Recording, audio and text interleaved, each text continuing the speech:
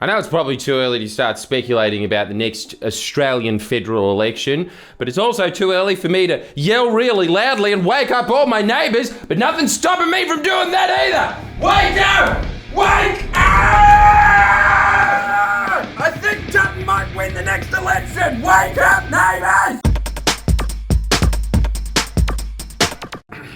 See that? That's called killing two birds with one stone.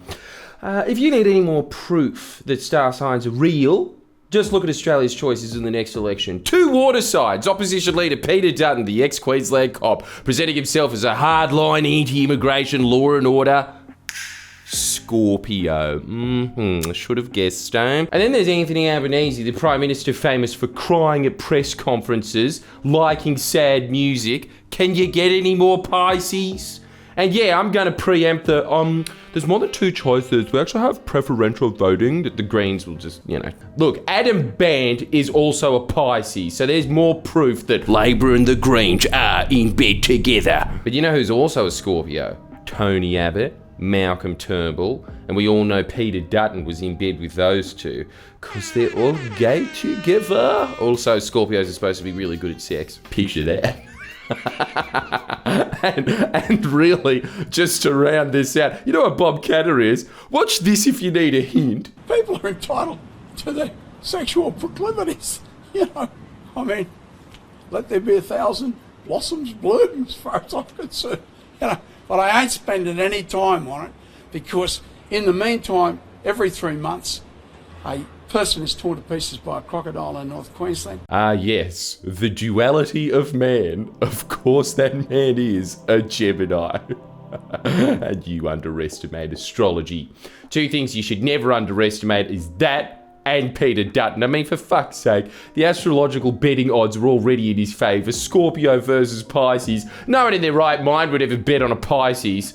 Well, maybe the Gemini would. Today, you're going to be treated to my Bill Maher polemic, and no, not about how we need to differentiate between liberals and the woke, okay? But about how if Peter Dutton wins, he'll never leave office. I call him Trump if he was forced to shave his stupid hair. Okay, this is just about how I think that a Dutton prime ministership is more likely than the liberals are willing to admit. Not those liberals, just to clarify. But hey, check this chart out. Whoa, Wheatus, teenage dirtbag #1 yet again on the ARIA charts. It could beat Thriller at this rate. And hang on, sorry, no, that's a chart from 2001. Sorry, here's a fresh chart.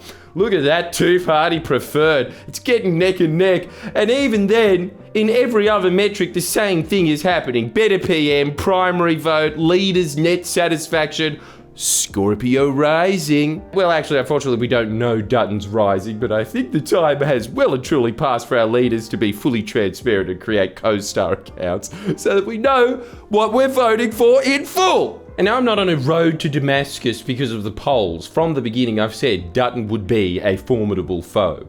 He was there when the Liberals won in 2013. He knows how they do it. He's really smart, despite his resting face in Parliament being... Since Howard, this has been the only way the Liberals win from opposition. They don't pretend to be Labor. They don't even pretend to be Conservatives. When they're up on any debate stage, Labor PM will finish giving their verbose answer on their policy on whatever that may be.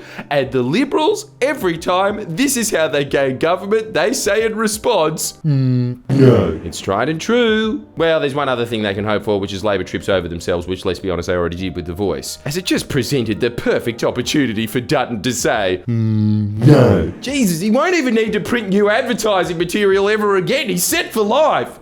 Think about the ability for the entire nation to look at his shiny head as he says, no. Followed by being able to couple in the nation's current pains by saying, wrong priorities afterwards, because the referendum couldn't have happened at a worse time, could it? We're talking like 30 years of uninterrupted economic growth, and then basically as soon as the referendum's held, the economy has hit a wall. Consumer spending is in decline as household income plummets. Which, as I stated, even when the Liberals were in, global economic conditions are not a national government's fault. How they respond is their responsibility, though. And Dutton's been fighting the good fight, blocking Labor's very material, very real back pocket measures that they are introducing to improve standards of living, such as laws that will prevent corporations undercutting workers with labour hire firms and criminalising wage theft. And yet Dutton, always in the position he thinks to say, wrong priorities. It's just such a golden moment for Dutton and the Libs, isn't it? This was also coupled in with a very auspicious yet very inconsequential High Court decision that let immigrants out of indefinite detention, which was just red meat for Dutton, perfect material for him to posture on. You can watch my video on it here and why it was extremely disingenuous, but it should be pretty obvious. As last time I checked, Albanese doesn't sit on the High Court. Hang on. Don't check it that often. Maybe I should just double check that. And fuck me, Kyle Sandiland's got an appointment, did he? Good on you, Kyle. So all in all, Dutton has had a very lucky run at the end of last year. I reckon he should have bought a lotto ticket. Okay, I won the $60 million Powerball to top it all off. That's pretty sweet. Already won the $450 million Oz lot. No. Still won't give any of this cash to charity. I mean, as always, I really think no matter how genius a politician is, really, their fate is ultimately determined by the press, and they are running an absolute pantomime of Albanese's performance. Right at the moment where the wheels have fallen off the government. Isn't it interesting that the wheels fall off of Labor as soon as they do anything to reform industrial relations or tax mining companies? It's the darndest coincidence, isn't it? But that is the state of politics, whether you like it or not. I know it's hacky and obvious to say, but the next election, like the last election, will be a vibes election. Actually, every election is like that, isn't it? And in a period of economic uncertainty, by Australian standards, mind you, because could you imagine being the Indian treasurer reporting, I'm very sorry, but the average income is only a mere $90,000 this year. I have failed the Indian public immensely. In these uncertain times, Dutton is going to have the easiest run imaginable. I still don't think that it's too late to turn things around. Elections are by no means won either way at this point. Albo does have the chance to channel another Pisces, the most badass Pisces there is. One that takes the typical Pisces sensitivity and turns it into an iconic gravelly ballad. Songs that make hardened prisoners sit down, listen and clap in delight. Mr. Johnny Cash, ladies and gentlemen. San Quentin, you've been living hell to me. Albo, you gotta walk that polling line back up. That was another Bill Maher formatted joke, telling Democrats to act more badass. Man, I wish I could do his show. But I don't know, I'm not really good at giving advice. I'm sure many in the Labor Party know exactly what they're doing, as do the Libs. I really hate being one of those geeks in the media class. No, here's the argument I would have made. It's like one of those fat guys who watch footy yelling at star players, like, oh, I would have passed the ball. But even more insufferable is everyone in the media class looks like this. Heed my advice or perish in the netherworld. Anyway, people wanted to hear my thoughts on Dutton, and that's my answer. I think he's doing pretty well, to be honest. GG, Dut. That being said, Dutton still does have the benefit that most opposition leaders or newer leaders have, in that they're enigmatic and people aren't familiar with their worst traits. Scott Morrison had that going for him in 2019. It took the public about 6 months to recognise, hang on, this man can't smile. Only one shot of my face goes up. And Dutton has a lot of dirty laundry from his time as Home Affairs Minister. Just last July, current Home Affairs Minister Claire O'Neill announced an inquiry into contracts awarded by the Department of Home Affairs when Dutton was Minister. There are many allegations of contractors bribing Pacific politicians. In one instance, it was alleged that the Australian Federal Police warned Dutton that businessman Mazim Bajani was under investigation for bribery. Then weeks later, Dutton's department awarded him contracts that came to be worth almost $10 million.